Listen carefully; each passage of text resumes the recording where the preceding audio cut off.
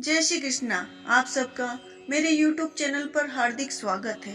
आज मैं आपको इस वीडियो में माघ मास महात्म्य की 15वें दिन की कथा लेकर आई हूँ। इसके पहले मैंने माघ मास के प्रथम 14 दिन के वीडियोस मेरे चैनल पर बना रखे हैं। आप मेरे चैनल पर जाकर उन सभी वीडियोस को देख सकते हैं, कथा को सुन सकते हैं। 15वें दिन की कथा के रूप में हम 15वें अध्याय का पाठ श्रवण करेंगे, जिसमें हम तीर्थराज प्रयागराज की महिमा का वर्णन वृतांत सुनेंगे। परंतु उसके पहले मैं आपको प्रयागराज के बारे में कुछ जरूरी बातें बता रही हूँ। तो आइए देखें प्रयागराज के बारे में कुछ जरूरी बातें। प्रयागराज अर्थात इलाहाबाद हिंदुओं का प्रसिद्ध तीर्थ स्थान है।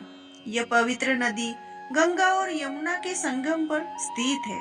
और यही नहीं, यह सरस्वती नदी आकर गुप्त रूप से मिलती है उनमें, तो यह संगम 3 नदियों का संगम बन जाता है और इसीलिए इसे त्रिवेणी संगम भी कहते हैं। यहाँ प्रयाग में हर 6 वर्ष में अर्ध कुंभ व 12 वर्षों में पूर्ण कुंभ का आयोजन होता है, जिसमें विश्व के विभिन्न कोनों से करोड़ों श्रद्धालु इस पवित्र गंगा, यमुना और सरस्वती के पवित्र संगम में आस्था की डुबकी लगाने और अपने पापों को धोने के लिए आते हैं।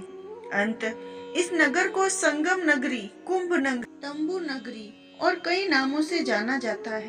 शास्त्रों में उल्लेख मिलता है कि तपस्या करनी हो तो नर्मदा नदी के तट पर करो और शरीर त्यागना हो तो गंगा नदी के तट पर जाकर त्यागे। जब गंगा नदी का इतना महत्व है तो प्रयाग में तो 3 पावन और पवित्र नदियों का संगम है। तो इससे ये स्पष्ट हो जाता है कि प्रयागराज का कितना ज्यादा महत्व है और कितने पवित्र स्थल है वो।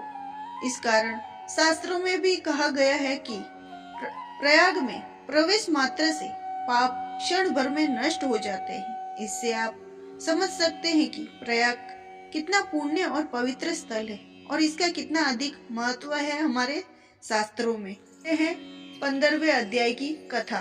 दत्तात्रेय जी कहने लगे कि हे राजन, प्रजापतियों ने पापों के नाश के लिए प्रयाग तीर्थ की रचना की। सफेद गंगा जी और काली यमुना जी के जल की धारा में स्नान का महत्व भली प्रकार सुनो।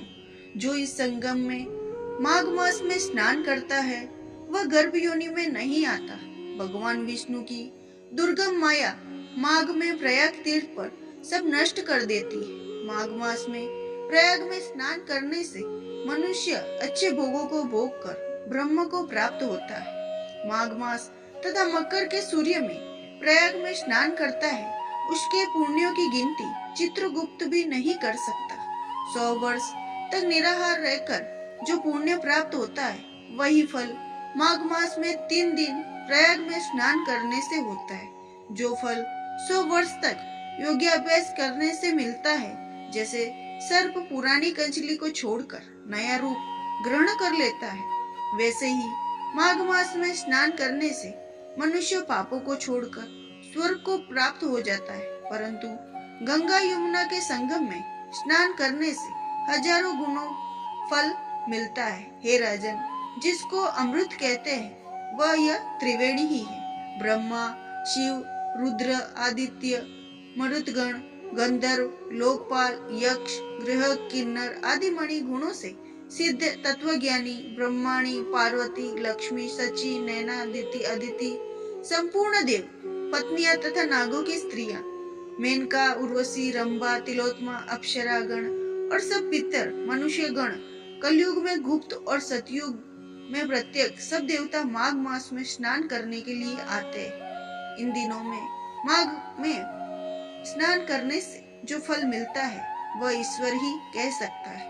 मनुष्य में कहने की शक्ति नहीं है। हजारों अश्वमेध यज्ञ करने से भी यह फल प्राप्त नहीं होता।